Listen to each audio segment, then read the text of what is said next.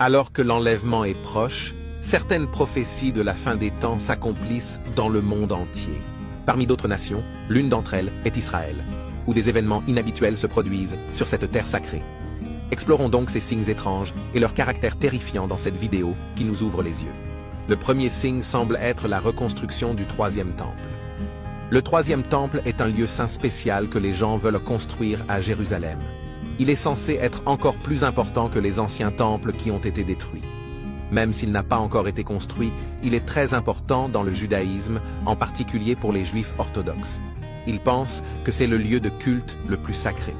La Bible hébraïque dit que les prophètes voulaient que ce nouveau temple soit construit lorsque le Messie viendrait. Certains chrétiens pensent également qu'il est important pour la fin du monde. Mais il y a un problème. L'endroit où ils veulent construire le troisième temple est aussi celui où les musulmans ont un bâtiment spécial appelé le Dôme du Rocher. Il y a donc une grande controverse à ce sujet. Le mont du Temple est à l'origine de nombreux problèmes entre Israéliens et Palestiniens. Ils se disputent pour savoir qui doit le contrôler. Même si de nombreux pays ne sont pas d'accord avec Israël sur le fait que Jérusalem est leur capitale, les Israéliens essaient toujours de construire le troisième temple. Mais ce n'est pas facile à cause de toutes ces disputes. Les Juifs ne peuvent pas y pratiquer leur culte librement. Certains musulmans, en particulier des femmes vêtues de noir, y restent pour éloigner les touristes juifs. Les chefs musulmans affirment qu'il n'y a jamais eu de temple à cet endroit, ce qui complique encore la situation. Ce qui est encore plus terrifiant, c'est qu'une cérémonie spéciale pour le troisième temple a eu lieu le 12 octobre. Au cours de cette cérémonie, une ancienne tradition a été reconstituée avec de l'eau.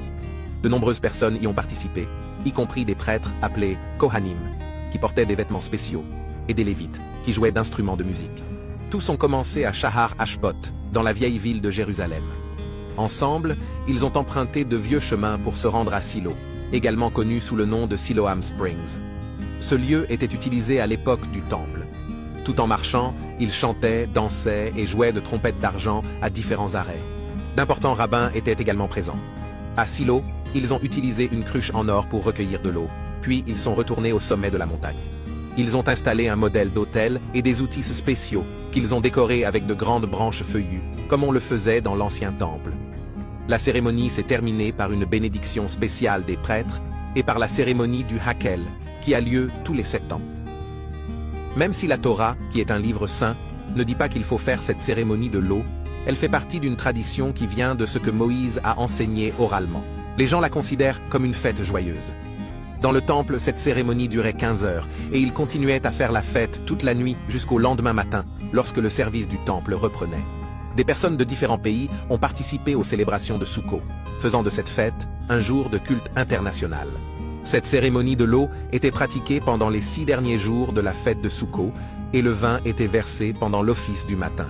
Les Kohanim remplissaient une gourde d'eau de source et se rendaient du temple à la source de Shilo, au pied du mont Moria.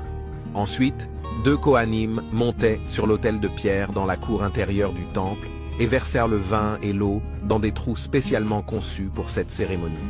Outre la reconstruction du troisième temple, des preuves récentes de l'existence d'un ancien temple ont été trouvées. De nouvelles recherches ont permis d'étayer l'idée qu'un ancien temple se trouvait à l'emplacement actuel du mont du Temple. Ce site est très important pour les Juifs et les musulmans. Certains chercheurs ont découvert un endroit spécial utilisé par les Juifs pour le nettoyage religieux sous la mosquée Al-Aqsa. Les musulmans croient que cette mosquée a été construite par Abraham il y a très longtemps. Cette découverte est importante car elle va à l'encontre de l'idée selon laquelle il n'y a jamais eu de temple juif à cet endroit.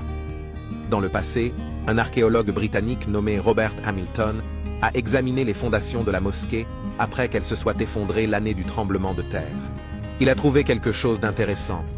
Il a trouvé un bassin juif appelé Mikvah sous le sol de la mosquée.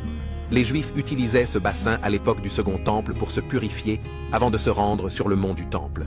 Ces nouvelles découvertes, qui étaient cachées dans de vieux documents britanniques, montrent qu'il y avait un ancien temple sur le mont du Temple, un lieu saint pour le peuple juif.